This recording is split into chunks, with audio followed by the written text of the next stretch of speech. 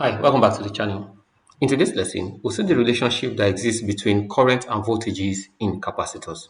And also, we'll see how they relate to charges in capacitors. Here's a typical example. Here's a typical circuit diagram of a capacitor. Now, when the capacitor is connected across a voltage source, definitely current flows through the capacitor. As current flows through this capacitor, charges are built up in the capacitor.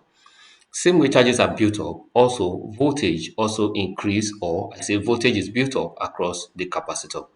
Now this charge that is built up across the capacitor is related to the current flowing through the capacitor and time. The more time it flows, the higher the charge. So we say that the current, or we say that the charge, the Q, is equals to I dt. The charge across this capacitor also is related to the voltage that is built up across the capacitor and also the capacitance of the capacitor. So that we say that the Q is the same thing as CV. Now, the increase in this charge Q is also dependent on the increase in the voltage. So that we say that the Q is the same thing as C dV. Now, if the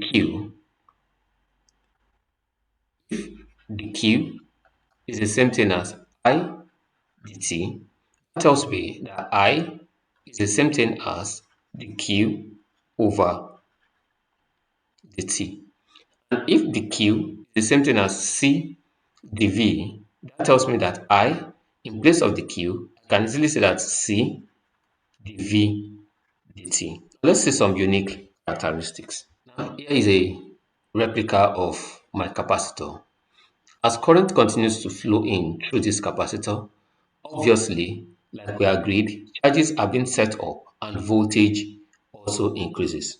So we can see that the capacitor behaves like a store of charge and also a store of voltage because there's an increase in charges across the capacitor and also there's an increase in its voltage.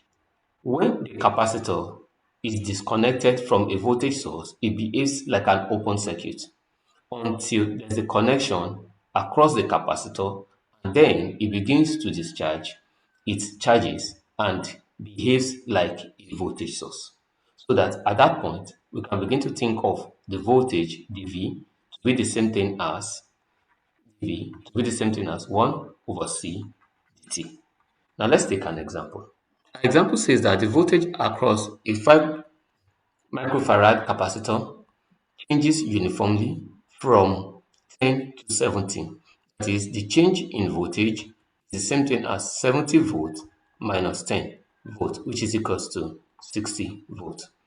And it does that in time t, which is the same thing as 5 microseconds.